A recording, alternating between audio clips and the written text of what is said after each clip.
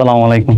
তোমাদের সবাইকে স্বাগতম আমাদের অনুশীলনী সলভ ক্লাস। আজকে আমরা কবির স্যারের অনুশীলনী সলভ ক্লাস করব গুণগত রসায়নের উপর। ঠিক আছে, তো এই আমাদের প্লে লিস্টের মধ্যে সবটাই থাকবে হচ্ছে যে আমাদের কবির স্যারের অনুশীলনী সলভগুলো। আচ্ছা, এখন অনুশীলনী সলভ ক্লাসগুলো করার আগে তুমি কি করবা ভাইয়া, হাজারিনাকের যে সলভ ক্লাসগুলো আছে সেগুলো আগে দেখবা, দেখার পরে আমরা কবির স্যারগুলো করব। ঠিক আছে, কবির স্যারের যেগুলো আছে শুধুমাত্র বইগুলোই পড়বো, এখানে আমরা কোনো অনুধাবনমূলক কোয়েশ্চেন টাচ করব না, আর বোর্ডের কোয়েশ্চেন আমরা পড়বো না। বোর্ডের কোয়েশ্চেন হচ্ছে যে আমরা হাজারিনাক থেকেই পড়ে ফেলছি। ঠিক আছে, একটা জিনিস দুইবার রিপিট করবো না, তো পড়াটা একটু ইজি হয়ে যাবে। চলো আমরা একটু শুরু করে দিই প্রথম থেকে। গুণগত রসায়ন। হ্যাঁ, গুণগত রসায়নে দেখো এখানে কি দেওয়া আছে। প্রথম প্রশ্ন বলা আছে 2p অরবিটালে n এবং l এর মান কত। আমরা দেখতে পারতেছি এখানে n এর মান কত দেওয়া আছে, 2 দেওয়া আছে। ঠিক আছে, এখন l এর মান কত। আমরা জানি l কি আছে বলতো, s আছে, p আছে, d আছে, f আছে। s এর জন্য 0 হয়, p এর জন্য 1 2 3, এটা আমরা মোটামুটি জানি। এখন বলো এখানে কি আছে, p আছে, তাহলে p এর জন্য কত হবে বলতো, l এর মান 1 হবে। ঠিক আছে, তাহলে 2 এবং কি হবে 1 হবে। অ্যান্সার হবে 1 এর 2। ঠিক আছে, আচ্ছা এরপর কোয়েশ্চেন আমরা যাই। আমরা অনুধাবন যেগুলো আছে এগুলো আমরা করব না। ঠিক আছে, অনুধাবন প্রশ্নগুলো আমরা করব না। এরপর দেখি কি প্রশ্ন আছে। দেখো এখানে একটা প্রশ্ন আছে 3 নম্বরে, এ একটা যৌগ। ঠিক আছে, এটা দ্রবণ একটা, এর দ্রাব্যতা দেওয়া আছে 25, বি এর দ্রাব্যতা 62, সি এর দ্রাব্যতা 12। তিনটি কঠিন পদার্থ তোমাকে বলে দিচ্ছে। এখানে কি বলতো ভাইয়া, এখানে তিনটা কঠিন পদার্থের মিশ্রণ থেকে আমরা কি করব, এ বি সি এগুলো আমরা আলাদা করব। ঠিক আছে, তুমি মনে রাখবা যখন ভিন্ন ভিন্ন দ্রাব্যতা থাকবে এবং কঠিন পদার্থ থাকবে, এখানে এগুলো আমরা আংশিক ক্যালাসনের মাধ্যমে আমরা কি করে থাকি, পৃথক করে থাকি। কি বলছি ভাইয়া, ভাইয়া বললাম যে দ্রাব্যতা ভিন্ন। ঠিক আছে, ভিন্ন ভিন্ন দ্রাব্যতা, তাই না, প্রত্যেকটা দ্রাব্যতা ভিন্ন। ভিন্ন ভিন্ন দ্রাব্যতা বিশিষ্ট মিশ্রণে, ঠিক আছে, দ্রাব্যতা মিশ্রণে যদি কি হয়, কঠিন হয়। ঠিক আছে, কঠিন থেকে আমরা আলাদা করব কি পদ্ধতিতে, আংশিক ক্যালাসন পদ্ধতিতে। ঠিক আছে, আংশিক ক্যালাসন পদ্ধতিতে। আবার যদি মনে করো দ্রাব্যতা ভিন্ন ভিন্ন, কিন্তু এখানে যে মানে এটা আছে, এটা কি তরল, মিশ্রণটা কি আছে বলতো, তরল। কঠিন হলে আমরা আংশিক পাতন করি, যদি তরল হয় তাহলে আমরা দ্রাবক নিষ্কাশন করে থাকি কি, দ্রাবক নিষ্কাশন। মনে থাকবে না? ঠিক আছে, এটা আমরা পড়ে নিলাম। তাহলে এখানে যেহেতু কি আছে কঠিন পদার্থ, তাহলে আমরা আংশিক ক্যালাসনের মাধ্যমে আমরা ভাগ করব। 4 5 এগুলা কি বলতো, অনুধাবন। এগুলা প্রশ্ন আমাদের পড়ার দরকার নেই। ঠিক আছে, আমরা 6 নম্বরে চলে আসি। দেখো 6 নম্বরে বলা আছে নাইট্রোজেনের এটার আইসোটোপের নিউট্রন সংখ্যা বের করতে হয়। আমরা জানি ভাই নিউট্রন সংখ্যা ইজ ইকুয়াল টু কি, ভর সংখ্যা মাইনাস কি বলতো, পারমাণবিক সংখ্যা। ভর সংখ্যা কত আছে 15 মাইনাস পারমাণবিক সংখ্যা কত আছে 7, তাহলে কত হবে 8। তাহলে নিউট্রন সংখ্যা কত আছে 8 হবে। ঠিক আছে, আচ্ছা এখন বলা আছে এখানে একটা ম্যাগনেসিয়াম 2+ আয়নের, ঠিক আছে, শক্তি স্তরে ইলেকট্রন কয়টি, ইলেকট্রন সংখ্যা বের করতে হবে। আমরা জানি, মনে করো এখানে আয়ন নাই, প্রথমে ম্যাগনেসিয়াম আমরা কি পরমাণুটা বের করতেছি, ম্যাগনেসিয়াম পরমাণু ইলেকট্রন সংখ্যা। যখন ম্যাগনেসিয়াম পরমাণু ইলেকট্রন সংখ্যা বের করি তখন পারমাণবিক সংখ্যা যত থাকে তাই কি হয়, তার ইলেকট্রন সংখ্যা হয়। তাহলে ইলেকট্রন সংখ্যা এখানে কত 12। এখন বলো ভাইয়া এখানে কি আছে, ভাইয়া আয়ন আছে, মানে কি দুইটা ইলেকট্রন সে ছেড়ে দিচ্ছে, তাহলে 12 থেকে কি যাবে, দুইটা ইলেকট্রন মাইনাস যাবে। তাহলে কয়টা ইলেকট্রন আছে, 10টা ইলেকট্রন আছে। যদি প্লাস থাকে এই জন্য আমরা দুইটা ইলেকট্রন কি মাইনাস করে দিব, আর যদি মাইনাস থাকতো তাহলে প্লাস করে দিতাম। তাহলে ইলেকট্রন সংখ্যা কয়টা আছে, 10টা আছে। ঠিক আছে, আমরা জানি এটা হচ্ছে প্রোটন সংখ্যা। পারমাণবিক সংখ্যা মানে প্রোটন সংখ্যা, যতটা প্রোটন থাকে ততটা কি ইলেকট্রন থাকে, তাই না, আমরা মূল পরমাণুর ক্ষেত্রে পড়ছি। আচ্ছা আমরা 8 পড়বো না, 9 পড়বো না, আমরা 10-এর মধ্যে চলে যাই। দেখো 10 নম্বরটা কি বলছে, বলছে m মোলের আয়নের m+ সম্ভব কিন্তু m2+ সম্ভব না। ঠিক আছে, এখন বলতো ভাইয়া m+, ঠিক আছে, এক মানে ক্যাটায়ন 1+ হয় কখন, গ্রুপ 1 এর ক্ষেত্রে। আমরা এটা কি কখন হয় বলতো, এটা যখন গ্রুপ 1, ঠিক আছে, গ্রুপ 1 মৌলগুলোর কি হয় বলতো, m+ সম্ভব। তাহলে গ্রুপ 1 এর মৌলের কি হয়, ইলেকট্রন বিন্যাস কি ns1 হবে। তাহলে অ্যান্সার কত হবে, ns1 হবে। ঠিক আছে, 11 দরকার নাই, 12 দরকার নাই, 13 দরকার নেই, এগুলো অনুধাবন। ঠিক আছে, এগুলো আমরা পড়বো না। এই দেখো 14 নম্বরটা দেখো, 14 থেকে দেখো, 14তে বলছে কপার পরমাণুর ইলেকট্রন বিন্যাস কোনটি। ঠিক আছে, কপারে আমরা জানি 29 থাকে, পারমাণবিক সংখ্যা কত, কপার 29। যখন তুমি ইলেকট্রন বিন্যাস করবা দেখবা সবগুলা ঠিক থাকবে, ঠিক আছে। আমরা জানি হচ্ছে 4p 3p এর পরে কই যায় বলো তো, 3p এর পরে 4s যায়, তাই না? তাহলে আমরা যদি নর্মালি করতে চাই তাহলে 4s2 হবে, ঠিক আছে, 3d9 হওয়ার কথা ছিল। কিন্তু ভাইয়া আমরা পড়ছিলাম কপার ক্রোমিয়াম এগুলো কি ব্যতিক্রম হয়, তখন কি হয় 4s1 যেটা হওয়ার কথা ছিল এখান থেকে একটা ইলেকট্রন সে 3d কে দিয়ে দেবে, তাহলে 3d কি পূর্ণ হয়ে যাবে, তাহলে 3d10 হয়ে যাবে, আর 4s কত হয়ে যাবে, 1 হয়ে যাবে। তাহলে অ্যান্সার কত হবে, এইটা ব্যতিক্রম। ঠিক আছে, ইলেকট্রন বিন্যাস করে দেখবা। ক্রোমিয়ামও একই রকমই, ঠিক আছে, 24। যখন 24 হয় তখন এটা কি আমরা যদি নর্মালি করতে চাই 4s2 হবে, আর 3d কত হবে, 3d হবে 4। কিন্তু কি অর্ধপূর্ণ সবচেয়ে সুস্থির হয় থাকে, তাই এটা 4s1 হবে, আর এটা 3d 5 হবে, তাই না? আমরা জানি পূর্ণ শক্তি স্তর এবং অর্ধ শক্তি স্তর সবচেয়ে কি হয়, সুস্থির হয়ে থাকে, এই জন্য এটা ব্যতিক্রম। আচ্ছা দেখো এই কোশ্চেনটা কি বলছে, বলছে কার্বন, এই কার্বন নিউক্লিয়াসে 2টি নিউট্রন সংযোজন করবা। সংযোজন মানে কি, যুক্ত করবা। ঠিক আছে, দেখো এখানে কার্বন 12-16, ঠিক আছে, এর সাথে তুমি কি 2টা নিউট্রন যুক্ত করতেছো। নিউট্রন মানে কি 1 আর 0, এটা আমরা সবাই জানি, তাই না? নিউট্রনে কি ভর সংখ্যা আছে, কিন্তু পারমাণবিক সংখ্যা কত, 0 হয়ে থাকে। এখন তুমি এটা বের করে বলো ভাইয়া, এখানে মনে করি এটা কি হবে, কার্বনিত হবে, তাই না? এখন বলো কার্বনের ভর সংখ্যা কত হবে, এখানে কত 2 × 1 = 2, তাহলে কত 12 আর কত হয় 14 হয়ে যায়। ঠিক আছে, আর নিচে পারমাণবিক সংখ্যা কোনো চেঞ্জ হবে না, তাহলে হবে কার্বন 6 আর 14, অ্যান্সার হবে এ। ঠিক আছে, আচ্ছা এখন চলে আসি 17 নম্বর প্রশ্নে। বলা আছে 2টি মৌলের পরমাণুর বহিঃস্তরে ইলেকট্রনীয় কাঠামো দেওয়া আছে ns2 np1। এটা দেখে বুঝতে পারতেছি এটা মানে কোন অরবিটালে বলতো, এটা হচ্ছে, আচ্ছা এটা হচ্ছে পি ব্লক মৌল। এটা কি ব্লক মৌল ভাইয়া, দেখতেছি আমরা সর্বশেষ কক্ষপথের ইলেকট্রনটা কি আছে, পি ব্লকে গেছে, তাহলে এটা পি ব্লক মৌল। পি ব্লক মৌলের যখন আমরা গ্রুপ সংখ্যা বের করতে চাই, এখানে কি বের করতে বলছে, কোন গ্রুপে আছে, গ্রুপ সংখ্যা বের করতে হবে, তখন আমরা কি করি বলতো, টোটাল যে ইলেকট্রন আছে এস এর উপর কয়টা আছে, 2টা আছে, পি এর উপর কয়টা আছে, একটা আছে। ঠিক আছে, এসও যোগ করি, পিও যোগ করি, তার সাথে আবার কি 10 যোগ করে থাকি, তাই না? গ্রুপ সংখ্যা বের জন্য আমরা 10 যোগ করি, তাহলে বলতো এটা গ্রুপ সংখ্যা কত হবে, 13, গ্রুপ হবে 13। ওইটা বের করে ফেলি।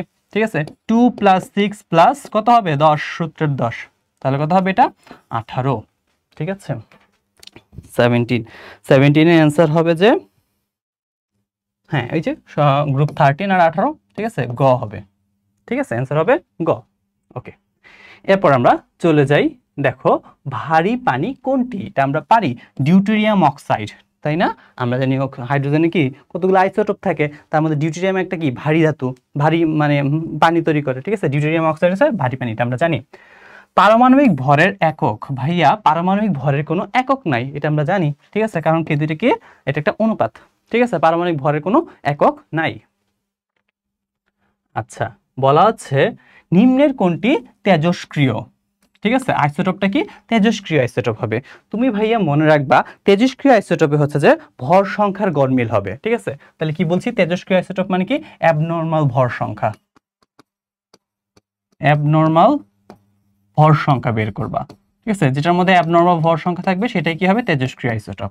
কিভাবে বের করবো, দেখো 16 অক্সিজেনের কত থাকে, 8 থাকে, আর ভর সংখ্যা কত থাকে, 16 থাকে, তাহলে 16 এটা ঠিক আছে নরমাল। ঠিক আছে, নাইট্রোজেনের কত 7 আর 14 থাকে, তাহলে এটাও নরমাল। ঠিক আছে, কার্বন কত থাকে বলতো ভাইয়া, 6 আর 12 থাকে, তাহলে এটা কি অ্যাবনর্মাল না, তাহলে এটা কি ভর সংখ্যাটা অ্যাবনর্মাল আছে, তাহলে এটা কি তেজস্ক্রিয় আইসোটোপ, এটা কি তেজস্ক্রিয় আইসোটোপ। ঠিক আছে, আচ্ছা এখন আমরা একটু 21 নম্বর কোশ্চেন দেওয়া আছে, আয়োডিন কি ভাইয়া উদ্দায়ী। উদ্দায়ী মনে রাখবা, যে কোনো কিছু, প্রশ্নটা শেষ করি। আয়োডিন উদ্দায়ী ও পানিতে অদ্রবণীয়। ঠিক আছে, কিন্তু সোডিয়াম ক্লোরাইড অনুদ্দায়ী ও পানিতে দ্রবণীয়। এখন আমাকে বলছে এই আয়োডিন আর হচ্ছে লবণ, এই মিশ্রণ থেকে তুমি কি পৃথক করবা।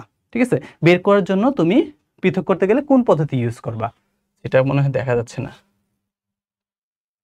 হ্যাঁ এখন দেখা যাচ্ছে। আচ্ছা, তাহলে তুমি মনে রাখবা যে কোনো মানে যদি উদ্দায়ী শব্দটা থাকে সেটা আমরা পৃথক করার জন্য ঊর্ধ্বপাতন করে থাকি। উদ্দায়ীর জন্য আমরা কি ঊর্ধ্বপাতন করে থাকি, আর কিছু দেখার দরকার নাই। উদ্দায়ী একটা মিশ্রণের মধ্যে উদ্দায়ী আছে, তাহলে কি ঊর্ধ্বপাতন করলে উদ্দায়ী পদার্থটা বের হয়ে যাচ্ছে। ঠিক আছে, আচ্ছা দেখো এখানে বলা আছে গ্লিসারিনের স্ফুটনাঙ্ক 296 ডিগ্রি সেলসিয়াস। অবিশুদ্ধ গ্লিসারিনকে বিশোধনের উদ্দেশ্যে আংশিক পাতন করতেছি, ঠিক আছে। আংশিক পাতন করতে গেলে তার স্ফুটনাঙ্কের পৌঁছানোর আগেই বিয়োজিত হয়ে যায়। কি বলছে ভাইয়া, এই লাইনটা জাস্ট মনে রাখবা, ঠিক আছে। এর স্ফুটনাঙ্ক 296, এর হওয়ার আগে এটা কি হয়, বিয়োজিত হয়ে যাচ্ছে, ঠিক আছে।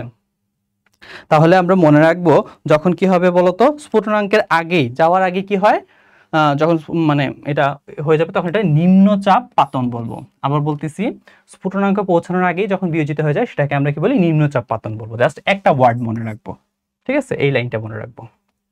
আচ্ছা দেখো এখানে কি বলা আছে।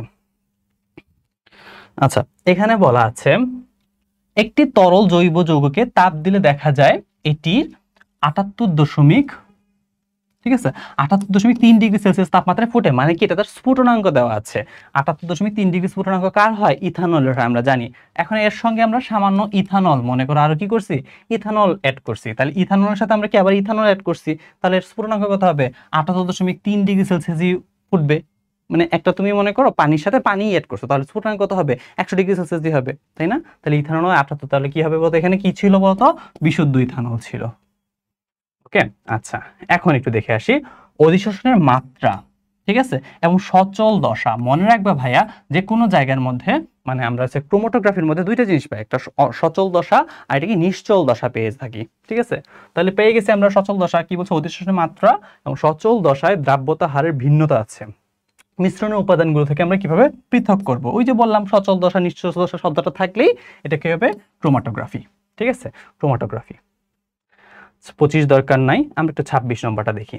বলা আছে নিচের কোন অরবিটাল চিত্রে আউবাউ নীতি বা হুন্ড নীতি মানা হয়নি আর কি, বুঝছো, মানেনি। এখন আউবাউ নীতি কি ছিল ভাইয়া, আমরা জানি নিম্ন শক্তি স্তর থেকে উচ্চ শক্তি স্তরে ইলেকট্রন প্রথমে যাবে, ঠিক আছে, এটা আউবাউ নীতি। তুমি দেখো ভাইয়া এখানে 5s এর পরে যাওয়ার কথা ছিল 4d, ঠিক আছে। আচ্ছা তাহলে কি বলতেছি, 5s এর পরে 4d যাওয়ার কথা ছিল। তোমরা ছন্দ মিলায় দেখতে পারো বা কাটাকাটি করে দেখতে পারো, কি হবে বলতো, 5s এর পরে 4d যাওয়ার কথা ছিল, কিন্তু এটা 4d না যায় কই চলে গেছে বলো, হ্যাঁ 5p তে চলে গেছে। তাহলে এটা কি আব্বাউ নীতি মানে নাই, তাহলে আব্বাউ নীতি মানছে না কোনটা বলতো ভাইয়া, আব্বাউ নীতি মানে নাই সি নম্বর অপশন, ঠিক আছে, এটা হচ্ছে আব্বাউ নীতি মানে নাই, ঠিক আছে। আচ্ছা হুন্ডের নীতিটা কি ছিল, হুন্ডের নীতি ছিল অরবিটালে ইলেকট্রন প্রথমে কি বেজোর ভাবে যাবে, ঠিক আছে, এটা পূরণ হয়ে গেলে পরবর্তীতে কি জোর জোর করে যাবে, ঠিক আছে, এটা হুন্ডের নীতি ছিল। দেখো তো ভাইয়া এখানে মনে করো 3Dর কথা বলতেছি, 3Dর মধ্যে কয়টা ইলেকট্রন আছে, 4টা ইলেকট্রন আছে, কিন্তু হুন্ডের নীতি অনুযায়ী কি কথা ছিল, প্রথমে বেজোর ভাবে যাবে, কেন ওরা কি বেজোর ভাবে গেছে, যায় নাই, ঠিক আছে। এটা যদি বেজোর ভাবে যেত তাহলে এটা এরকম হইতো ফিগার, ঠিক আছে, এটা হইতো, ঠিক আছে, কিন্তু এটা কি হয়েছে, আগেই ডাবল হয়ে গেছে। তাহলে কি হুন্ডের নীতি মানছে, এটা মানে নাই। তাহলে হুন্ডের নিয়ম মানে নাই হচ্ছে যে 4 নম্বর অপশন, ঠিক আছে। তাহলে আব্বাউ নীতি মানে নাই সি, আর হুন্ডের নীতি মানে নাই ডি। ওকে আচ্ছা 26 পরে আমরা 28 চলে যাই, 27 দরকার নাই, ঠিক আছে। আচ্ছা 28 মধ্যে কি বলা আছে, দেখো ভাইয়া এগুলা কিন্তু তুমি যদি হাজারিনাক স্যারের অনুশীলনী সলভ করো, এই যে এগুলা কিন্তু আমরা পাইছি, সবগুলাই পাইছি। এটা হাজারিনাকের মধ্যে ছিল, কয় নম্বর, 28 নম্বর না, 28 নম্বরটা হাজারিনাকের মধ্যে 34 না কত নম্বরের মধ্যে ছিল। আচ্ছা যাই হোক বাদ দাও, আমি দেখাই দিচ্ছি, ঠিক আছে। মস্তিষ্কের টিউমার নির্ণয়ে সর্বাধিক ব্যবহৃত হয়, মনে রাখবা এমআরআই, ঠিক আছে। ভাইয়া বলে দিছি এমআরআই যেখানে থাকবে দুইটা জিনিস থাকবে, মনে রাখবা মস্তিষ্কের টিউমারে এমআরআই ইউজ করা হয়, মস্তিষ্কের টিউমার, আরেকটা হচ্ছে লিগামেন্ট দেখার জন্য, ঠিক আছে, আরেকটা হচ্ছে যে লিগামেন্ট দেখার জন্য আমরা এমআরআই করে থাকি, ঠিক আছে, এটা একটু মনে রাখবা লিগামেন্ট। আর ইউভি হচ্ছে যে আমরা কি জাল টাকা, জাল পাসপোর্ট, তাই না, ইউভি ইউজ করে থাকি। আইআর, আইআর এর মধ্যে মিডল আইআর আছে, একটা আছে যে নিয়ার আইআর, আরেকটা আছে মিডল আইআর, ঠিক আছে। এই মিডল আইআরটা আমরা কার্যকরীমূলক শনাক্তকরণে ইউজ করে থাকি, কার্যকরীমূলক, ঠিক আছে। আর নিয়ার আইআর আর ফার আইআর যেটা আছে, এই দুইটা হচ্ছে যে আমরা চিকিৎসা ক্ষেত্রে ইউজ করে থাকি, ঠিক আছে। আচ্ছা ঠিক আছে, একটু আমরা আগাই। পরমাণুর কোন ধর্মের উপর নির্ভর করে আমাদের এনএমআর, ঠিক আছে। এনএমআর এর কথা মনে আছে ভাইয়া, এনএমআর আমরা কি বলছিলাম বলতো, এনএমআর হচ্ছে যে বেজোড় সংখ্যক নিউট্রন সংখ্যা অথবা প্রোটন সংখ্যা থাকলে সেটাকে আমরা এনএমআর পরমাণু বলে থাকি। এই এনএমআরটা আমরা ইউজ করে থাকি এমআরআই এর ক্ষেত্রে, ঠিক আছে। এমআরআই এর মধ্যে কিসে ইউজ করে থাকি, তার যে চৌম্বক ধর্ম আছে, ঠিক আছে, আমাদের যে এমআরআই মেশিন তো অনেকেই দেখছো এরকম গোল থাকে, এটার মধ্যে চৌম্বক ক্ষেত্র থাকে, ঠিক আছে, এই চৌম্বক ক্ষেত্র তৈরি করার জন্য আমাদের এনএমআর পরমাণু থাকে। তাহলে কিসের বলতে এমআরআই মেশিনে এই যে চৌম্বক ধর্ম আছে এটার জন্য আমাদের এনএমআর পরমাণু লাগে, ঠিক আছে। একটু আগে দেখাই দিচ্ছি জাল নোট, জাল পাসপোর্ট আমরা শনাক্ত করার জন্য আল্ট্রাভায়োলেট রে ইউজ করে থাকি, ঠিক আছে। আচ্ছা, একটু আগে দেখাই দিচ্ছি কোন যৌগের কার্যকরীমূলক শনাক্তকরণের জন্য আমরা কি মিডল আইআর ইউজ করে থাকি। মিডল আইআর তো নাই, তাহলে আমরা কি দিব আইআর, ঠিক আছে। আইআর এর মধ্যে যদি বলি কোনটা, আইআর এর মধ্যে মিডল আইআরটা আমরা কার্যকরীমূলক শনাক্তকরণের ক্ষেত্রে ইউজ করে থাকি, ঠিক আছে। আচ্ছা, রিডবার্গ ধ্রুবক, এটা তো মুখস্থ তাই না, আমরা পড়ছি 10, আমরা হাজারিনাক স্যারের বইটা লিখতেছি 10 96 78 সেন্টিমিটার ইনভার্স 1 অথবা 2 নম্বরটা, ঠিক আছে। আচ্ছা, এরপর চলে আসি আমরা। আচ্ছা, হাইড্রোজেন বর্ণালী কখন আমরা ইউজ করে থাকি। আচ্ছা, বর্ণালীর বিষয়টা একটু তোমাকে আমি ব্যাখ্যা করি। মনে করো একটা পরমাণু আছে, পরমাণুকে বিভিন্ন রকম শক্তি স্তর আছে, মনে করো সর্ববহিস্থ যে শক্তি স্তর আছে, এখন তুমি এই পরমাণুটা একটা শিখার মধ্যে নিয়ে আসলা। শিখা পরীক্ষায় কি আছে, বিভিন্ন রকম আলো আছে, মানে কি এখানে তাপ আছে, শক্তি আছে। যখন তুমি এটার কাছাকাছি নিয়ে আসবা তখন ওই ইলেকট্রনটা কি করবে, শক্তি প্রাপ্ত হয়ে এটাকে উচ্চ শক্তি স্তরে গমন করবে, ঠিক আছে। এখন তুমি এখানে মনে করো ওই শিখাটা সরায় ফেলাইলা, তাহলে এখানে কি তুমি কি তাপটা সরায় ফেলাচ্ছ। তাপ সরায় ফেললে কি হবে, ওই যে উপরে যে শক্তি স্তর আছে ওইখান থেকে ইলেকট্রনটা আবার কি নিচে চলে আসবে। যখন নিচে চলে আসে তখন সঙ্গে সঙ্গে কি করে, একটা এক্সট্রা একটা এনার্জি সে বাইরে বিকিরিত করে, ঠিক আছে। ওই বিকিরিত আলোক রশ্মিটা দেখে আমরা বুঝতে পারি বিভিন্ন রকম বর্ণালী, হলুদ, সবুজ, এগুলা কালার তৈরি করে। তাহলে আমরা কি বলতো, হাইড্রোজেন বর্ণালী হচ্ছে যে একটা বিকিরণ বর্ণালী। যত ধরনের বর্ণালী আছে এটা কি একটা বলতো, এটা হচ্ছে যে বিকিরণ বর্ণালী, ঠিক আছে। আচ্ছা, এরপর আমরা চলে যাই। দেখো বলা আছে নাইট্রোজেনের শিখা পরীক্ষায় তরঙ্গদৈর্ঘ্য, এটা একদম মুখস্থ, 590 ন্যানোমিটার। নাইট্রোজেনের কথা ছিল 590 ন্যানোমিটার, নাইট্রোজেন বলতেছে সোডিয়ামের 590 ন্যানোমিটার আমরা জানি। আচ্ছা দেখো 35 নম্বরটা এখানে একটু তুলতে ভুল করছে, এটা আমরা হাজারনিকের 13 নম্বর যে কোয়েশ্চেনটা আছে সেটাই সেম, ঠিক আছে। আমরা হাজারনিক দেখে একটু ঠিক করে দিচ্ছি। হাজারনিকে বলা আছে mu bar is equal to 1/λ, ঠিক আছে।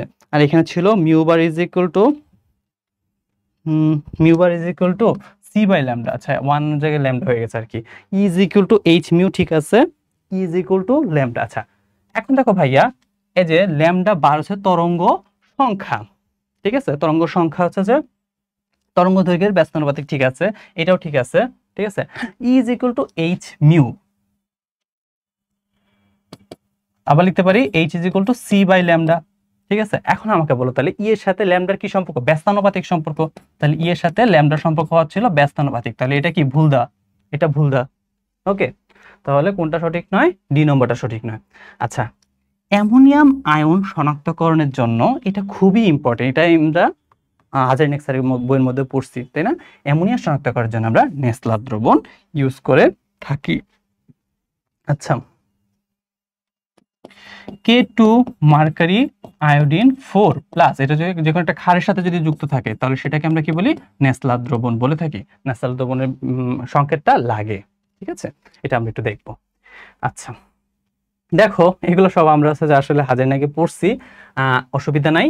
অধঃক্ষেপণের শর্ত হচ্ছে যে এটা কি হবে, কে আইটা হচ্ছে যে কে এস এর থেকে বড় হবে, ঠিক আছে, কে আইটা বড় হবে।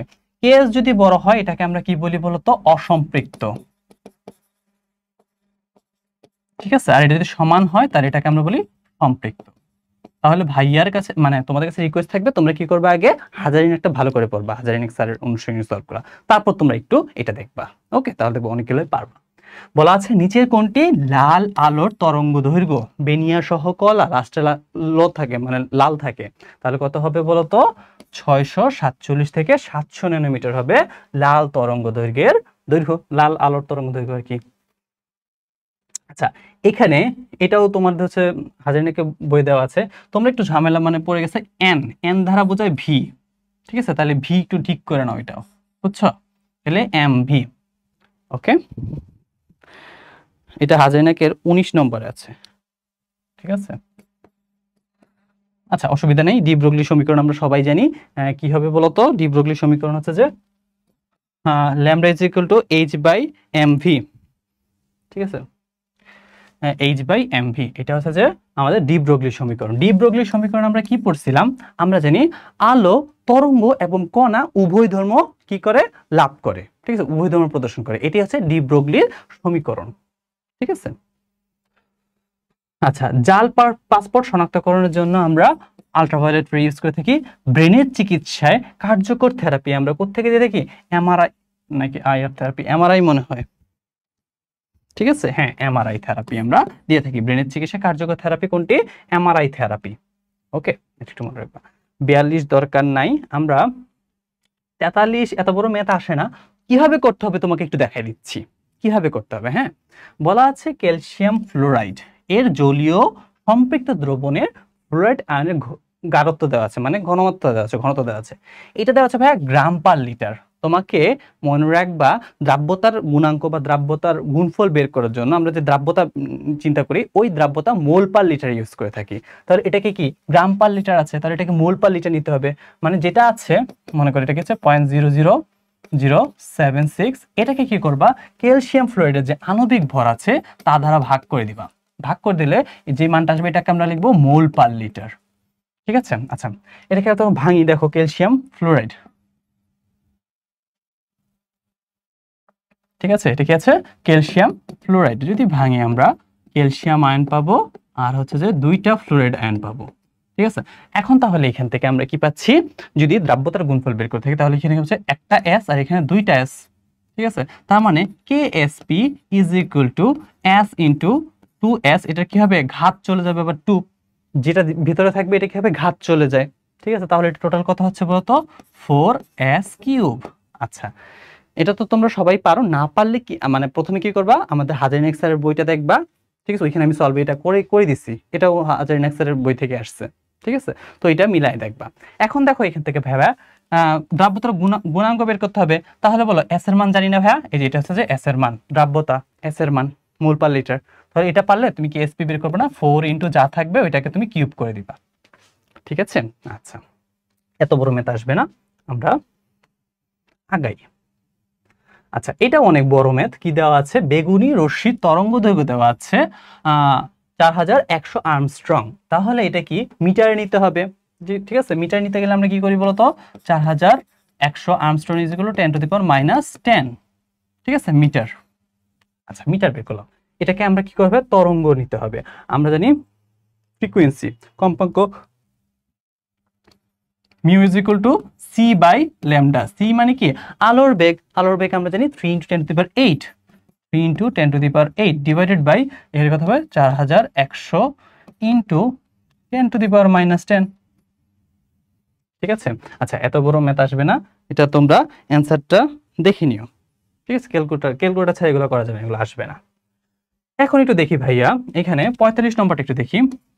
এখানে 2টা পরমাণু দেওয়া আছে, ফসফরাস সিলিকনের 2টি পরস্পর কি? দেখো তো ভাইয়া, এদের ভর সংখ্যা পার্থক্য আছে, আবার কি বলতো আমাদের পারমাণবিক সংখ্যাও পার্থক্য আছে, সমান না। তাহলে আমরা দেখবো এটা নিউট্রন সংখ্যা সমান আছে কি। নিউট্রন কত হবে? 31 থেকে 15 মাইনাস করলে হয় 16, ঠিক আছে। সিলিকনটা বের করি, 30 থেকে 14 মাইনাস করলে হয় 16, তাহলে কি নিউট্রন সংখ্যা সমান। তাহলে এটা কি হবে? একটা আইসোটোন। আইসোটোন মানে কি? নিউট্রন সংখ্যা সমান, ঠিক আছে। আইসোটোপ মানে কি? আমাদের প্রোটন সংখ্যা সমান, ঠিক আছে। আচ্ছা, এখন আমরা একটু দেখি 46 নম্বরটা। হাইড্রোজেন বর্ণালীর কোন অঞ্চলে ব্র্যাকেট সিরিজ তৈরি হয়? আচ্ছা, এটা আমরা সিরিয়ালটাও জানি, লাইমেন, তারপর কি থাকে? বামার, পারপেসচেন, ব্র্যাকেট, পুন্ড। আচ্ছা, তার মধ্যে লাইমেনটা হচ্ছে যে আল্ট্রাভায়োলেট রে, বামারটা হচ্ছে যে দৃশ্যমান, এর বাকিগুলা এটা হবে অবলোহিত রশ্মি। তাহলে ব্র্যাকেট কি হবে বলতো? অবলোহিত রশ্মি, অবলোহিত অঞ্চল, ঠিক আছে। আচ্ছা, এরপর আমরা 47 দেখার দরকার নেই, 48 দেখবো, ঠিক আছে। দেখো বলা আছে পেপার ক্রোমাটোগ্রাফিতে RF এর সর্বোচ্চ মান কত হতে পারে? আচ্ছা আমরা যখন ক্রোমাটোগ্রাফি পড়ছি ওইখানে আমরা কি বলছিলাম বলতো, RF এর মান 1 এর থেকে ছোট, ভুল চিহ্ন দিছি, 1 এর থেকে ছোট অথবা সমান হতে পারে। ঠিক আছে, RF এর মান 1 এর থেকে ছোট অথবা সমান হতে হবে। তাহলে সর্বোচ্চ কত হতে পারবে বলতো? সর্বোচ্চ 1 হতে পারবে RF এর মান। এখন দেখি কোনটি ঊর্ধ্বপাতন। ভাইয়া আগেই বলে দিচ্ছি, ঊর্ধ্বপাতন মানে এখানে কি থাকবে বলতো, একটা ওই যে উদ্বায়ী পদার্থ থাকবে। এখন দেখো তো ভাইয়া, এই যে অ্যামোনিয়াম ক্লোরাইড যেটা আছে, অ্যামোনিয়াম ক্লোরাইডের অপর নাম কি জানো? এর অপর নাম নিশাদল। নিশাদল আমরা জানি কি একটা উদ্বায়ী পদার্থ, মানে কি এটাকে যদি আমরা সলিড জিনিসটাকে আমরা যদি তাপ দিই ডাইরেক্ট কি হবে, বাষ্পে পরিণত হবে, কোনো লিকুইডে পরিণত হবে না। এটাকে আমরা কি বলি? উদ্বায়ী পদার্থ। তাহলে উদ্বায়ী পদার্থ এখানে কোনটা আছে? Ammonium chloride. আচ্ছা, স্বর্ণপাত পরীক্ষায় পর্দায় প্রলেপন থাকে কি? Zinc sulphate. এটা তো সবাই জানে, তাই না? আচ্ছা, একটু আমরা দেখি চতুর্থ শক্তি স্তরে উপশক্তি স্তর সংখ্যা কতটি? ঠিক আছে, চতুর্থ শক্তি স্তর বলা আছে, তাহলে n এর মান কত ভাইয়া? 4। এখন আমাকে বলো l এর মান কত হবে? আমরা জানি l এর মান হচ্ছে যে 4 - 1 হবে, তাই না? এখানে যত থাকবে তার থেকে 1 মাইনাস করে যাবে। তাহলে এটা কি হইতে পারে? 0 হইতে পারে, 1 হইতে পারে, 2 হইতে পারে, আবার কি হইতে পারে? 3 হইতে পারে, তাই না? 0 হবে, 1 হবে, 2 হবে, 3 হবে। মানে এখানে কি হবে? S হইতে পারে, S P হইতে পারে, D হইতে পারে, F হইতে পারে। তাহলে উপসংশ্লিষ্ট সংখ্যা কয়টা পাচ্ছি? 4টি পাচ্ছি। 1 2 3 4, 4টি পাচ্ছি আমরা উপশক্তিস্থ সংখ্যা। আচ্ছা, এখন দেখো DXY অরবিটালে লোপ সংখ্যা কয়টি? তুমি একটু ভাই এইভাবে লিখো, S অরবিটাল, ঠিক আছে, P orbital, D orbital, F orbital. এদের প্রথমে অরবিটাল সংখ্যা, অরবিটাল, ঠিক আছে। অরবিটাল সংখ্যা কত হবে? আমরা জানি S এর মধ্যে মাত্র একটা ঘর থাকে, তাহলে এর অরবিটাল সংখ্যা কত? 1। ঠিক আছে। আচ্ছা ভাই বলো তো P এর মধ্যে কয়টা থাকে? P X P Y P Z করে থাকে, 3টা থাকে, তাহলে এর অরবিটাল সংখ্যা 3টা। ঠিক আছে। D অরবিটাল কয় থাকে? 5টা থাকে, তাই না? D অরবিটালে 5টা থাকে। আচ্ছা, এতটুকু আমরা যাই জাস্ট, ঠিক আছে, F বাদ দাও। তাহলে এখন এখান থেকে আমরা কি বের করবো বলতো? লোপ সংখ্যা। মনে রাখবা, লোপ সংখ্যা বের করার জন্য এদের যে অরবিটাল থাকবে তার থেকে আমরা 1 মাইনাস করব। তাহলে এর লোপ সংখ্যা কত হবে? S অরবিটালের বলো তো কত? 1 - 1 = 0, 3 - 1 = কত হবে? 2 হবে, 5 - 1 = কত হবে? 4 হবে। ঠিক আছে। এখন বলো এখানে অরবিটালটা কত ছিল? D ছিল না? D ছিল, তাই না? তাহলে কত হবে বলতো? লোপ সংখ্যা কত হবে? 4 হবে। লোপ সংখ্যা হবে 4। যা অরবিটাল সংখ্যা থাকবে তার থেকে 1 মাইনাস করলে যেটা আসবে 5 - 1, তার লোপ সংখ্যা কত হচ্ছে? 4 হচ্ছে। ঠিক আছে। আচ্ছা, আমরা 53 করব না, পরে কোনটা করব? আচ্ছা হ্যাঁ, 54 নম্বরটা দেখি। এই যে 52 নম্বরটা আছে না, এটাই কিন্তু হচ্ছে হাজারিনাক স্যারের 24 নম্বর কোয়েশ্চেন, 24। ঠিক আছে। আচ্ছা, সমস্যা নেই, আমরা একটু আগাই। দেখো বলা আছে আইআর অঞ্চলের কোন বন্ধনের স্পন্দন সংখ্যা। ঠিক আছে, স্পন্দন সংখ্যা বা হচ্ছে যে তরঙ্গ, এটা কত নম্বর ছিল জানো? 54 ছিল, 52 ছিল, হ্যাঁ 52টা 24 নম্বর ছিল। আচ্ছা, মনে রাখবা স্পন্দন সংখ্যা বা তরঙ্গ সংখ্যা একই শব্দ। ঠিক আছে, তাহলে স্পন্দন সংখ্যা যাহা তাহাই কি তরঙ্গ সংখ্যা। তরঙ্গ সংখ্যা আমরা কি দ্বারা প্রকাশ করি? ল্যামডা বার। ঠিক আছে, মিউ বার, সরি মিউ বার দ্বারা প্রকাশ করে থাকি। আচ্ছা, তাহলে এটা দেওয়া আছে বন্ধনটির বিকিরিত তরঙ্গ দৈর্ঘ্য। আমরা জানি mu bar is equal to 1/λ, তরঙ্গ সংখ্যা বের করা। তাহলে আমাকে বলো ভাইয়া, ল্যামডা বের করতে যাচ্ছি, ল্যামডা ইজ ইকুয়াল টু 1/মিউ বার। ঠিক আছে, মিউ বার করবা। এখানে কি আছে? সেন্টিমিটার ইনভার্স 1 আছে, এটাকে প্রথমে মিটার নিতে হবে, মিটার থেকে তোমার মাইক্রোমিটারে নিতে হবে। ঠিক আছে। আচ্ছা, এইগুলো ম্যাথ আসবে না, অনেক কঠিন।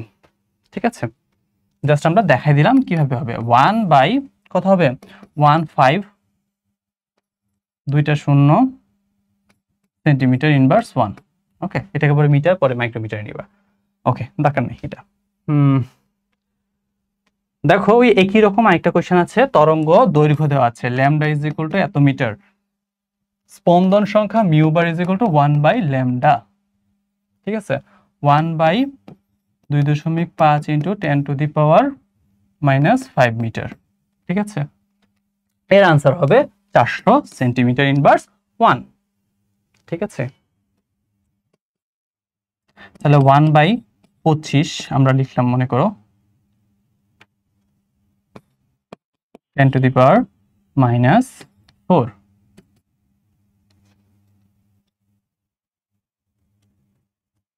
আচ্ছা আচ্ছা, এটা ক্যালকুলেটর দিয়ে করে ফেলবা। হ্যাঁ, আচ্ছা, এরপর দেখি 57 নম্বরটা কি বলা আছে। হ্যাঁ, 57 নম্বরটা একটু দেখার চেষ্টা করি আমরা। 57, এখানে n এর মান দেওয়া আছে 2, l এর মান 1, m এর মান -1, অরবিটালের প্রতীক কি?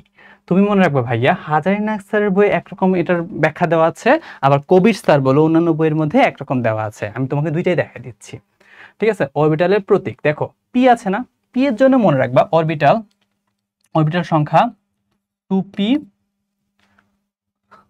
সুন্দর করে লিখে দিচ্ছি তারও। আচ্ছা, একটা মনে করো P X, P Y, P Z, 2 বাদ দাও। হ্যাঁ, এখন লিখে দিচ্ছি আমি, মনে করো P X, P Y, P Z, এগুলোর জন্য কোনটার এম এর মান কত হবে? ঠিক আছে, এম এর মান তুমি মনে রাখবা, মানে হাজারিনাক স্যারের বইয়ের মধ্যে 2p মানে পি এক্স এর মান 0 দেওয়া, এটা +1, এটা -1 দেওয়া, ঠিক আছে? পি জেড এর মান কত? -1 দেওয়া, এটা হচ্ছে হাজারিনাক। তাহলে আমি লিখে দিচ্ছি প্রথমটা কি, হাজারি স্যারের বইয়ে, ঠিক আছে? আচ্ছা, এটা এম এর মানগুলো লিখতেছি। আবার হাজারিনাক স্যার বই ছাড়া যদি অন্যান্য বইগুলো দেখো, এম এর মান এটাকে -1 ধরে px, এটাকে 0, এটাকে +1, এটা হচ্ছে যে হাজারিনাক ছাড়া অন্য কোনো বই, মানে কবির স্যারের বই। তাহলে তুমি দেখো হাজারিনাক স্যারের বইয়ে এটার অ্যান্সার কি হবে? আমরা দেখতেছি n এর মান 2, l এর মান 1, মানে কি p, ঠিক আছে? -1 হলে হাজারিনাক অনুযায়ী এটা হবে কি, 2pz হবে, ঠিক আছে? তাহলে 2pz কি, এটা কি হাজারিনাক অনুযায়ী 2pz, হাজারিনাক স্যার অনুযায়ী। তোমাদের অ্যান্সার অনুসরণী বই দেখবা হাজারিনাক স্যারেরটা 2pz দেওয়া, কিন্তু কবির স্যার অনুযায়ী এটা কত হবে বলো তো? 2px, 2px হবে কবির স্যার, ঠিক আছে? এখন তুমি কোনটা পড়বা? আচ্ছা, তোমাদের দেখো, আমি তোমাকে একটা স্ট্যাটিস্টিক দিই। গত বছর 25টা প্রশ্নের মধ্যে 15টা প্রশ্ন আছে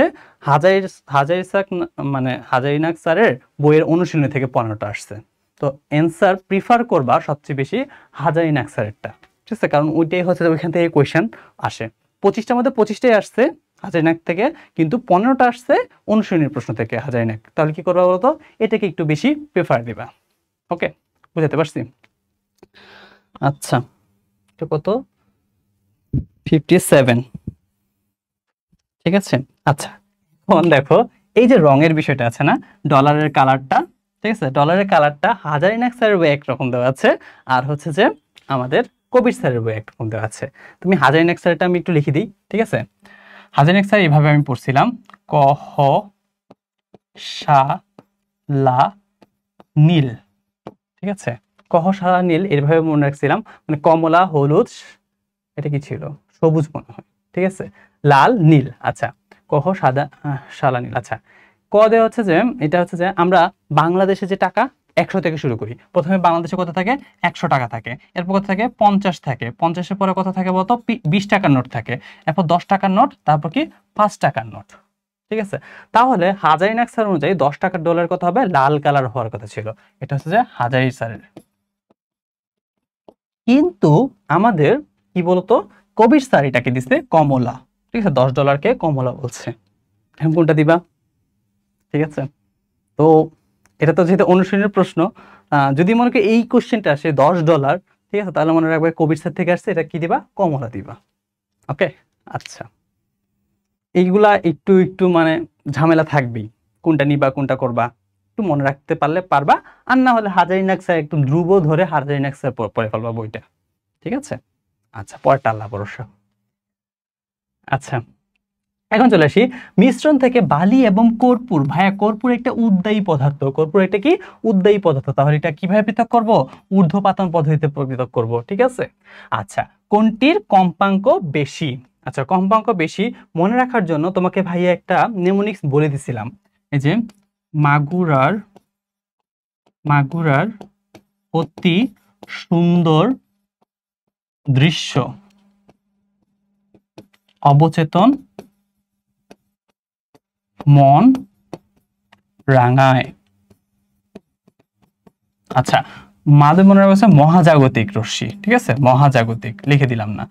গদে হচ্ছে গামা, ঠিক আছে, গামা রে গদে। রদে মনে রাখবা এক্স রে, রঞ্জন রশ্মি, রদে হচ্ছে যে এক্স রে বা রঞ্জন রশ্মি। অতি দিয়েছে যে অতি বেগুনি রশ্মি, আলট্রাভায়োলেট রে। সুন্দর দৃশ্য দিয়েছে দৃশ্যমান। আচ্ছা, অবচেতন হচ্ছে যে অবলোহিত রশ্মি, আইআর। মন দিয়েছে মাইক্রোওয়েভ। আচ্ছা, রাঙাইতে মনে রাখবা রেডিও টেলিভিশন, ঠিক আছে, রেডিও টিভি আর কি। আচ্ছা, এখন মনে রাখবা এখান থেকে তুমি যখন ডানের দিকে যাবা, ঠিক আছে, কি বলতেছি, এখান থেকে যত ডানের দিকে যাবা তত কি হবে বলো তো, মানে ডান দিকে যাচ্ছি তত মনে রাখবা তরঙ্গ দৈর্ঘ্য বাড়তে থাকবে, ঠিক আছে, তরঙ্গ দৈর্ঘ্য বাড়বে কিন্তু কি বলতো এনার্জি কমবে, আর কি বলতো কম্পাঙ্ক কমতে থাকবে, ঠিক আছে। এখন আমাকে বলছে কম্পাঙ্ক বেশি, তাহলে এই সাইডে যেগুলো থাকবে সেগুলোর কি কম্পাঙ্ক কি হবে বলতো বেশি হবে। এখানে তো কম্পাঙ্ক কমতেছে, তাহলে দ্বিতীয় হবে বাড়বে। তাহলে সবার আগে কোনটা আছে বলতো, দেখো আলট্রাভায়োলেট রে এর আগে আছে কি এক্স রে, তাহলে অ্যান্সার কত হবে, এক্স রে হবে, ঠিক আছে। ওকে, এখন দেখি ন্যাসলার দ্রবণ দ্বারা আমরা অ্যামোনিয়া শনাক্ত করে থাকি। ন্যাসলার দ্রবণ দ্বারা আমরা অ্যামোনিয়া শনাক্ত করে থাকি। আচ্ছা, ৬২ দরকার নাই, আমরা একটু চলে আসি। আচ্ছা, ৬২ দরকার নাই, এখন আমরা চলে আসি। হ্যাঁ, ৬৩ নম্বরটা দেখো, কোয়ান্টাম শক্তি। কোয়ান্টাম শক্তি মানে কি ই, ঠিক আছে, বিকিরিত শক্তির কম্পাঙ্কের কি সমানুপাতিক। আমরা জানি E is equal to H mu, তাহলে কি বলতো ই হচ্ছে যে কম্পাঙ্ক মিউ এর সমানুপাতিক, ই ইজ ইকুয়াল টু কম্পাঙ্ক মিউ এর সমানুপাতিক। আচ্ছা, এটা কত ছিল, ৬৩। ৬৩-র পরে আমরা 67-এ চলে যাই, এগুলো দরকার নাই, এগুলা আসবে না, আমরা 67-এ চলে যাই।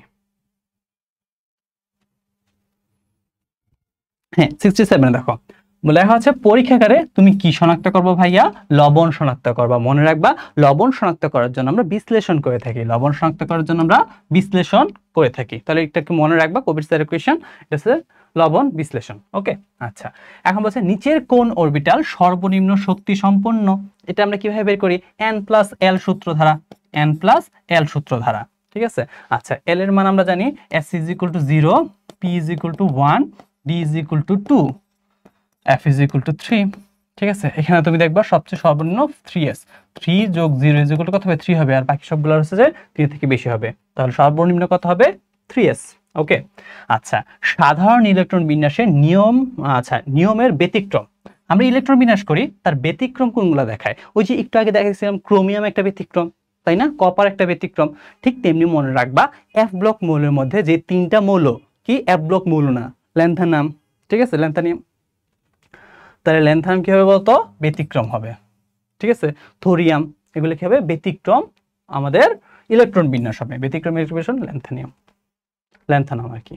ওকে, দেখো বলা হচ্ছে শিখা পরীক্ষায় কোনটি নীলাভ, নীলাভ সবুজ বর্ণ ধারণ করবে। শিখা পরীক্ষা কোনটা, নীলাভ সবুজ বর্ণ ধারণ করবে। এটা কোথায় লিখে দিব, এখানে। মনে করো 3টা শিখা পরীক্ষা আছে, আমরা শিখা পরীক্ষায় কি কি দেখি, একটা হচ্ছে যে খালি চোখে, খালি চোখে দেখি, একটা হচ্ছে কোবাল্ট ব্লু গ্লাসে দেখি, কোবাল্ট ব্লু, ঠিক আছে, খালি চোখে আর কোবাল্ট ব্লু। দেখো মনে করো সোডিয়াম, সোডিয়ামটা যখন আমরা শিখা পরীক্ষা দিব তখন খালি চোখে এটা কি হবে, সোনালী হলুদ হবে, ঠিক আছে। সোডিয়ামটা কি হয়, খালি চোখে সোনালী হলুদ। আচ্ছা, কোবাল্ট ব্লু গ্লাস এটা দেখায় না, মানে কি কোবাল্ট ব্লু গ্লাস পুরা হলুদ কালারটা কি অ্যাবজর্ব করে নিয়ে আসে, ঠিক আছে। আচ্ছা, এরপর আমরা পটাশিয়াম একটু মনে রাখি, আমি এভাবে মনে রাখতাম, বেলাকে পটাবো, বেলাকে পটাবো, পটাবো মানে পটাশিয়াম। বেদে হচ্ছে যে পটাবো, ঠিক আছে। বেদে হচ্ছে যে বেগুনি, বেগুনিটা কি হবে বলতো, হালকা বেগুনি হবে,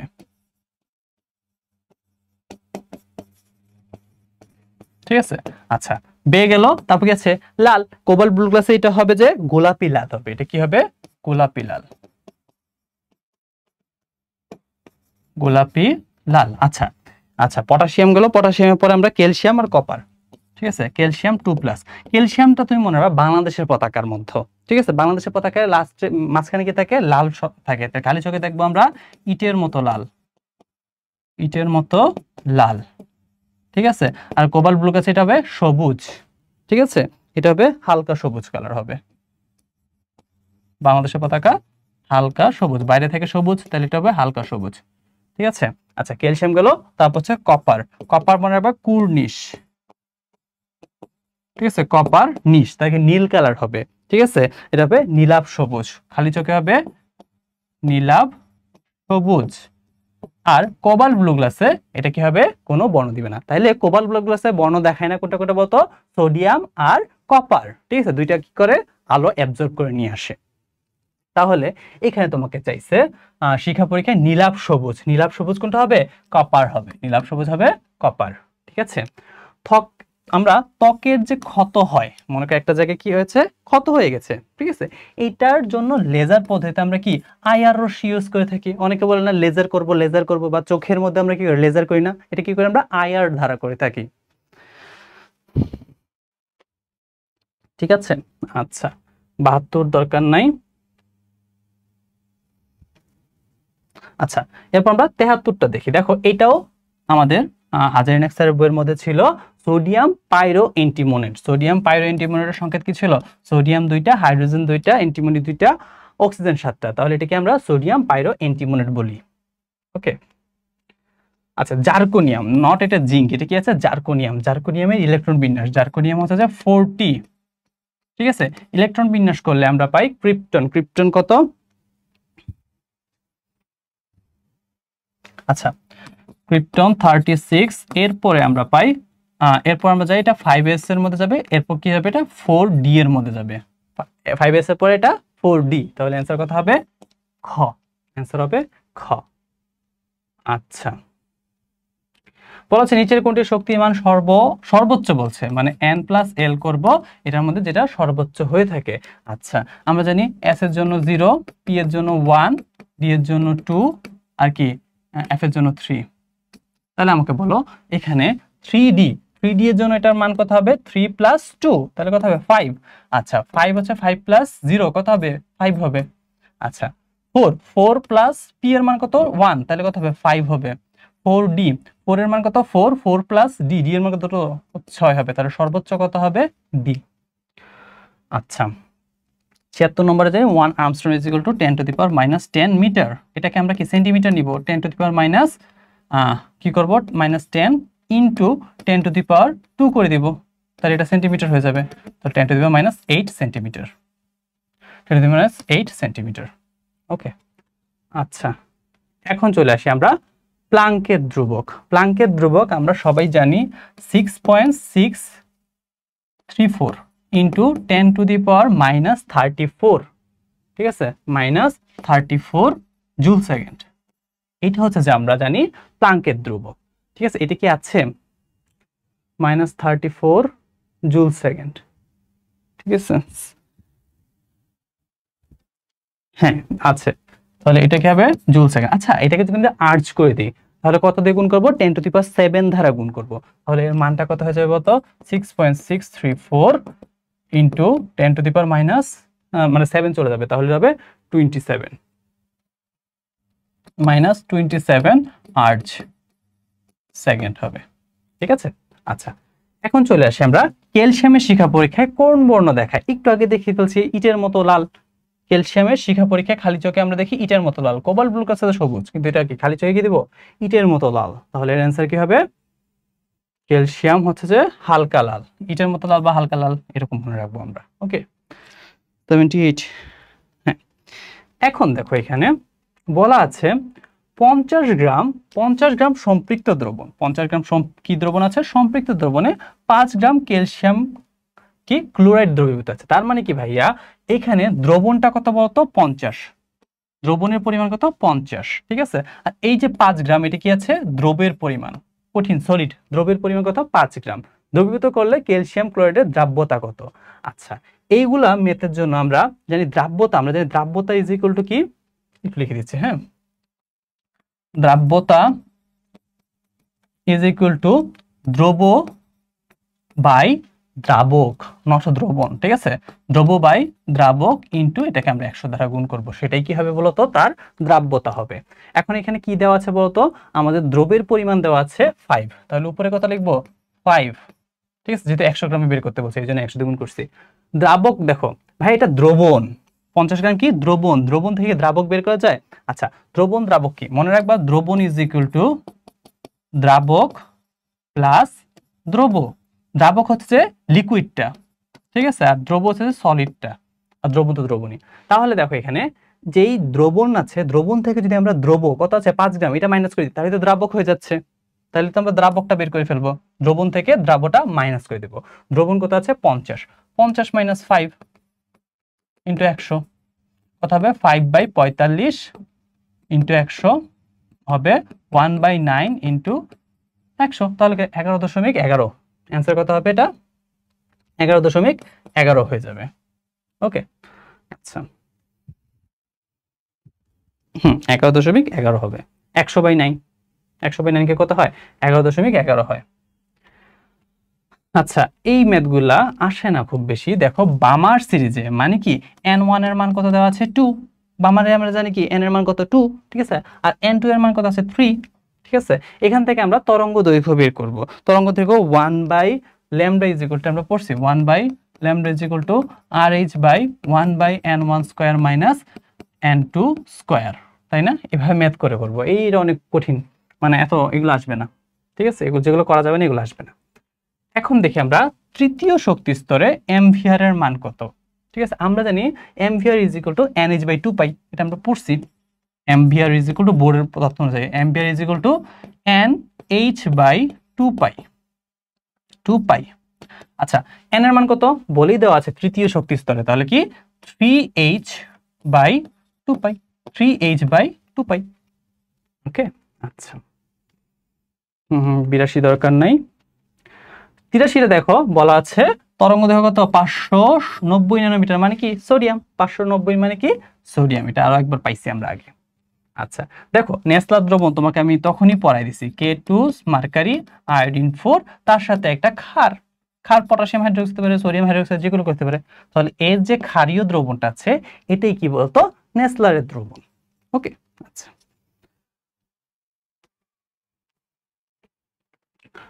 দেখো একটি লবণের দ্রাব্যতা দেওয়া আছে 25, সম্পৃক্ত দ্রবণ, ঠিক আছে, সম্পৃক্ত দ্রবণে দ্রবণের ভর দেওয়া আছে 50 গ্রাম, ঠিক আছে, দ্রবের ভর কত।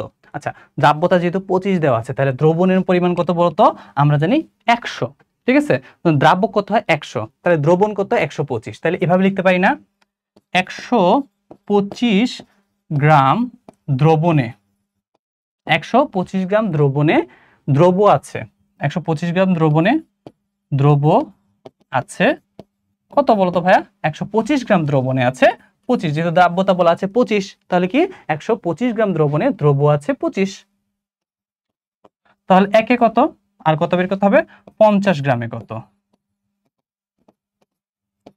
25/125 ইন্টু 50, 5×25 100, 5×10 50, তাহলে কত আছে 10 গ্রাম, অ্যান্সার কত হবে 10 গ্রাম। বুঝাইতে পারছি, যেহেতু দ্রাব্যতা দেওয়া আছে 25 তাহলে দ্রবণ কত আছে, দ্রবণ হচ্ছে 125, তাহলে 125 গ্রাম দ্রবণে দ্রব আছে 25 গ্রাম, ঠিক আছে, একে কত আর 50-এ কত, ঠিক আছে, ঐকিক নিয়মে করে ফেলবো, তাই এত ঝামেলা নাই। আচ্ছা এটা 85 পরে আমরা করব 92 চলে যাই, এগুলা দরকার নাই, ঠিক আছে, 92 তে চলে যাই। আচ্ছা 92 এটাও দরকার নেই আসলে, এটা দেখো দ্রাব্যতা দেওয়া আছে গ্রাম পার লিটার, এটাকে তুমি মোল পার লিটার নিতে পারবা না, মানে কি করবা 0.0015 কে তুমি সিলভার যে ক্লোরাইড আছে এর যে আণবিক ভর এটা দ্বারা তুমি ভাগ করে ফেলবা, তাহলে এটা কি পাচ্ছি আমরা দ্রাব্যতা S, ঠিক আছে। এখন বল সিলভার ক্লোরাইড, সিলভার ক্লোরাইডকে যদি আমরা ভাঙাই, সিলভার ক্লোরাইড ভাঙলে আমরা কি পাচ্ছি সিলভার প্লাস পাচ্ছি আর ক্লোরাইড মাইনাস পাচ্ছি, মানে কি S ইন্টু S, তাহলে আমরা কি KSP is equal two S square, দুইটা গুণ করে দিব, এর কোনো ঘাত নাই কিছু নাই, তাহলে কি করবো আমরা এই যে S যেটা পাবো এটাকে স্কয়ার করে দিলে আমরা কি দ্রাব্যতার গুণফল পাবো, এই সব মেথ আসবে না, ঠিক আছে। কিভাবে করতে হবে দেখাই দিচ্ছি, এটা হচ্ছে 92 এর পরে 95-এ চলে যাই, চলো দেখো এখানে বলা আছে পটাশিয়ামের সর্বশেষ ইলেকট্রনের কোয়ান্টাম সেট কত হবে। আমরা জানি এর সর্বশেষ কক্ষপথ কি হয় 4s1 হয়, তাই না? আমরা জানি পটাশিয়াম কি, তুমি ইলেকট্রন বিন্যাস করে দেখবা, এটা হবে 4s1। তাহলে আমাকে বলো এখানে n = 4, ঠিক আছে। l এর মান কত, s এর জন্য হয় 0, ঠিক আছে। তাহলে m অবশ্যই কি হবে, m হবে 0, ঠিক আছে। একটা মাত্র ইলেকট্রন গেছে, ঠিক আছে। তাহলে এটাকে স্পিন সংখ্যার কি হবে বলতো, +½ দুইটা গেলে কি -হাফ হইতো, ঠিক আছে। এক নম্বরে গেছে তাহলে একটার জন্য কত হবে +½ এখন তুমি খুঁজে বের করবা, এটার অ্যান্সারটা হবে বি, ঠিক আছে। আচ্ছা এখন এগুলো করার দরকার নেই, এগুলা দেখে মাথা নষ্ট করার কোনো দরকার নাই, ঠিক আছে। এগুলো ম্যাথ আসবে না, আমরা 99-এ চলে যাই। এত কঠিন মানে এগুলো ক্যালকুলেটর ছাড়া করা যায় না, না এগুলো তুমি পারবা, ঠিক আছে। তোমাকে যেগুলো দেখা দিচ্ছি ওগুলোর মতোই, কিন্তু হচ্ছে যে এগুলো ক্যালকুলেটর ছাড়া করা যাবে না। বলা আছে কোন সূত্রের সাহায্যে একটি উপস্তরের মোট ইলেকট্রন সংখ্যা বের করতে বলছে। উপস্তরের ইলেকট্রন সংখ্যা বের করার সূত্র = আমরা সবাই পড়ছি 2 × 12+1, এটা হচ্ছে উপশক্তি স্তর বের করার সূত্র। আর ইলেকট্রন থাকলে 2 আমরা কি এক্সট্রা গুণ করে দিব, ঠিক আছে। প্রশ্নটা যদি এরকম থাকতো, একটি শক্তি স্তরের মোট ইলেকট্রন সংখ্যা, শক্তি স্তরের মোট ইলেকট্রন সংখ্যা হচ্ছে 2n², ঠিক আছে, 2n² শক্তি স্তরে, এই যে এটা হবে। তাহলে এটার অ্যান্সার কি হবে, ডি নম্বরটা হবে। আচ্ছা একটি মৌলের পরমাণুর ইলেকট্রন বিন্যাস দেওয়া আছে, n হচ্ছে যে 3, l হচ্ছে যে 2। তাহলে আমাকে বলো ভাইয়া l যদি 2 হয় এর মধ্যে কয়টি অরবিটাল সম্ভব। আমরা জানি s এর জন্য 0, p এর জন্য 1, d এর জন্য 2, তাহলে এটা কি d অরবিটাল। এখন বলতো ভাইয়া d অরবিটালের জন্য কয়টা থাকে, d অরবিটাল 5টা থাকে, 4, তাহলে কত হবে বলতো, এটা 5 হবে, ঠিক আছে। ডি অরবিটালের জন্য 5টা অরবিটাল সম্ভব। আচ্ছা এটা দরকার নেই, আমরা 102-এ চলে যাই। দেখো 102, পরমাণুতে একটি বর ইলেকট্রন চতুর্থ শক্তি স্তরে, ঠিক আছে। চতুর্থ শক্তি স্তরে কি বলছে, একটা পূর্ণ আবর্তন তৈরি করতে কয়টি পূর্ণ তরঙ্গ লাগবে। তুমি মনে রাখবা মানে যতটা শক্তি স্তর থাকবে তার জন্য ততটা পূর্ণ আবর্তন দরকার। যেহেতু চতুর্থ শক্তি স্তর আছে তাহলে তার জন্য কয়টা পূর্ণ আবর্তন দরকার, 4টি পূর্ণ আবর্তন দরকার, ঠিক আছে। আচ্ছা দেখো এখানে একই কথা বলা আছে, সোডিয়াম ক্লোরাইড লবণ তার সাথে নিশাদল। নিশাদল এটা কি উদ্বায়ী পদার্থ, তাহলে পৃথক করার জন্য আমরা কি ঊর্ধ্বপাতন নিব, এটা কি নিব আমরা, ঊর্ধ্বপাতন নিব। আচ্ছা এই যে বলা আছে ক্রোমাটোগ্রাফিতে নিশ্চল কি পৃষ্ঠতলে নিম্নের উপাদানগুলো অধিশোষণের সঠিক ক্রম, এটা একদম হাজিনেক্স স্যারের বইয়ের মধ্যে দেওয়া আছে, একদম এটা কি করতে আমাদের মুখস্থ রাখতে, এটা মুখস্থ বিদ্যা, ঠিক আছে, এটা ব্যাখ্যা দেওয়ার কিছু নাই। আচ্ছা এগুলা দেখাবো না, দ্রাব্যতা মানে s এর মান দেওয়া আছে, এখান থেকে আমরা দ্রাব্যতার গুণফল বের করব, ঠিক আছে। যেহেতু এখানে এটা কত হবে আমি তোমাকে দেখাই, দ্রাব্যতার গুণফল কত হবে এটা দেখাই দিচ্ছি, মানে এটা হবে 3s³ হবে ইনটু আরেকটা s, তাহলে কত হচ্ছে 27s⁴। দ্রাব্যতার গুণফল মান কত হবে 27s⁴ হবে, ঠিক আছে। যত থাকবে তার ঘাত চলে যাবে। হাইড্রোজেন পরমাণুর, দেখো এটা বলা আছে হাইড্রোজেন পরমাণুর প্রথম কক্ষপথের শক্তি দেওয়া আছে E1, এটা দেওয়া আছে। এখন তোমার বের করতে হবে তৃতীয় যে কক্ষপথ আছে তার শক্তির পরিমাণ, ঠিক আছে। তুমি একটা ফর্মুলা লিখে ফেলো, En = E1/n², ঠিক আছে, E1/n², মানে প্রথম যে শক্তি স্তর থাকবে তাকে আমরা কি, ওর যে শক্তি স্তর আছে কয়টা আছে, 3টা আছে, সেটাতে আমরা কি বর্গ করে দিব, তাহলে বের করে ফেলি। এটা কথা হবে বলতো E1 বাই, এখানে কত নম্বর শক্তি স্তরে, তৃতীয় শক্তি স্তরে, তাহলে n এর মান কত হবে 3 হবে, 3³ তাহলে 1/9 × E1, 1/9 × E1। বুঝতে পারছি ফর্মুলাটা কি বলছি, En = E1/n², ঠিক আছে। অ্যান্সার কত হবে এইটা।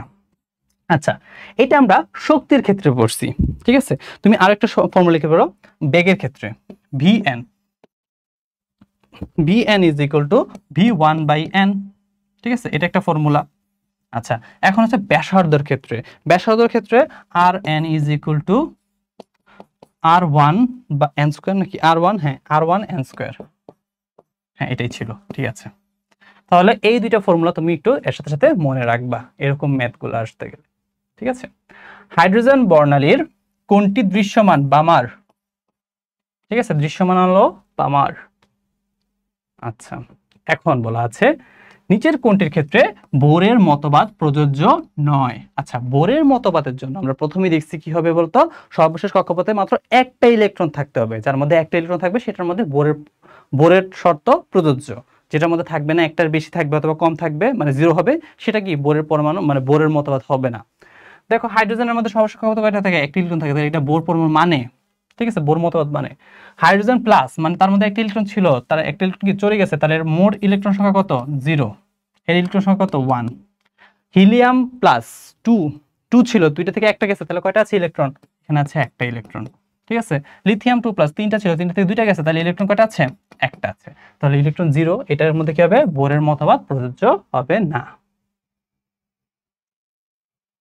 আচ্ছা, সিগন্যালে লাল আলো তরঙ্গ দৈর্ঘ্য দেওয়া আছে, ফোটনের শক্তি বের করো।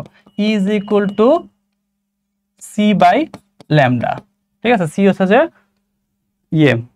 আলোর বেগ 3 × 10⁸, ঠিক আছে। এখানে এই যে ল্যামডা আছে, ল্যামডাকে ন্যানোমিটারকে মিটারে নিতে হবে, ঠিক আছে, মানে কি 665 × 10⁻⁹, ঠিক আছে। এভাবে ম্যাথটা করবা।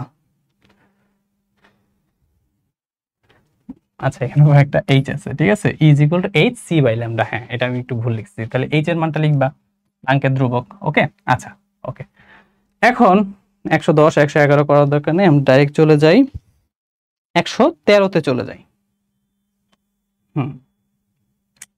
দেখো বলা আছে 3D অরবিটালের জন্য m এর মান কত হবে? ভাই d এর মান কত বলো তো ভাইয়া? মানে l এর মান এখানে কত? 2 দেওয়া আছে, l এর মান কি? d মানে 2। আচ্ছা, 2 হলে আমাকে বলো m এর মান কি হতে পারে? m এর মান হবে 2 1 0, আবার হতে পারে -1 -2, তাই না? এটা হবে তার m এর মান। এই যে m এর মান কত হবে? c। আচ্ছা, এখানে 114 দরকার নেই, আমরা ডাইরেক্ট চলে যাই 116তে। আচ্ছা, এইটা দ্রাব্যতার গুণফলটা কি হবে তোমাকে আমি জাস্ট এটা দেখাই দিচ্ছি, ঠিক আছে। কত আছে? 3s, তাহলে 3s³ হবে, আর এখানে এর জন্য একটা s, তাহলে কত হবে?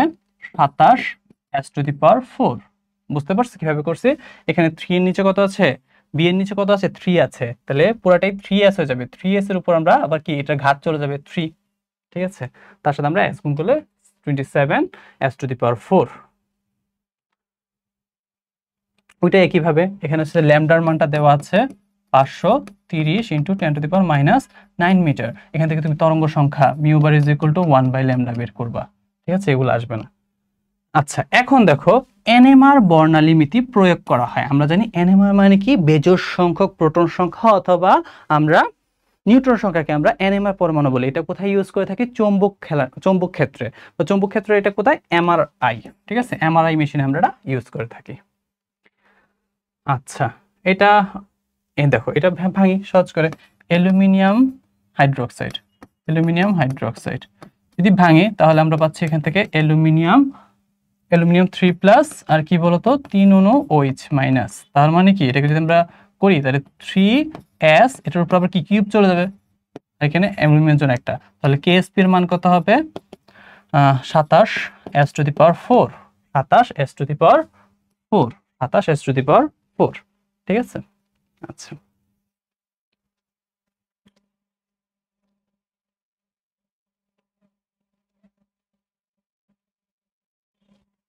ঠিক আছে, এখন দেখা যাচ্ছে, ওকে, 27s⁴।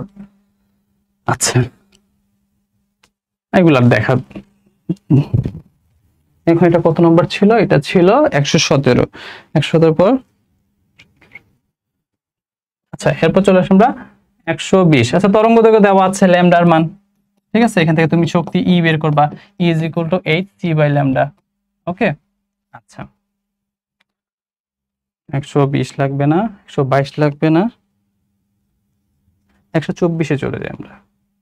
আচ্ছা, 124-এ কি বলছে? 3p এর ক্ষেত্রে n এবং l এর মান, n তো দেওয়া আছে 3, ঠিক আছে। p এর জন্য আমরা কি জানি বলতো? p এর জন্য l এর মান 1 হয়ে থাকে, তাই না? তাহলে এর অ্যান্সার কত হবে? 3r1।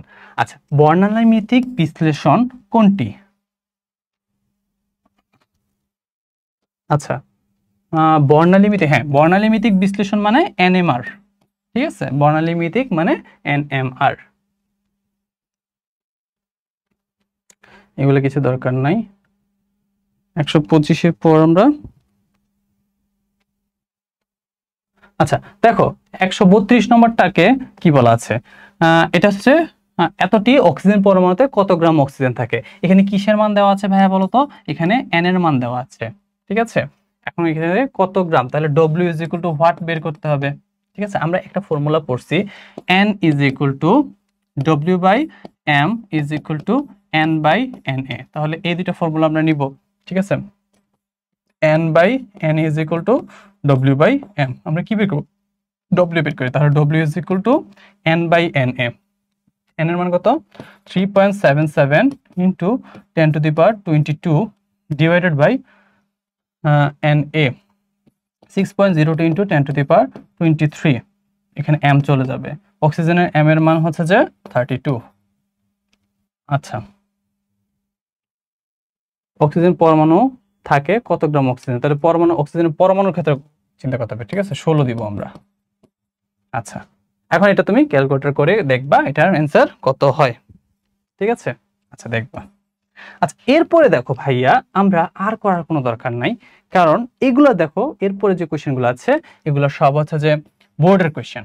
এখন বোর্ডের কোয়েশ্চেন আমরা দুইবার করবো, একবার তো আমরা হাজার এক্সারের মধ্যে করছি, ঠিক আছে। তো আমরা কি করব, এগুলা করার দরকার নেই, আমি যতটুকু পর্যন্ত দেখাইছি অতটুকু দেখলেই এনাফ। আর অনুধাবন স্কিপ করবা, আর হচ্ছে যে বোর্ডের কোয়েশ্চেন আমরা হচ্ছে যে হাজার এক্সারের থেকেই পড়ে ফেলছি, ঠিক আছে। এতটুকু চেষ্টা করো, আর হচ্ছে যে পড়াশোনা করো ঠিক মতো। তোমাদের সবার জন্য দোয়া থাকবে। Wish you all the best, ঠিক আছে। আল্লাহ হাফেজ।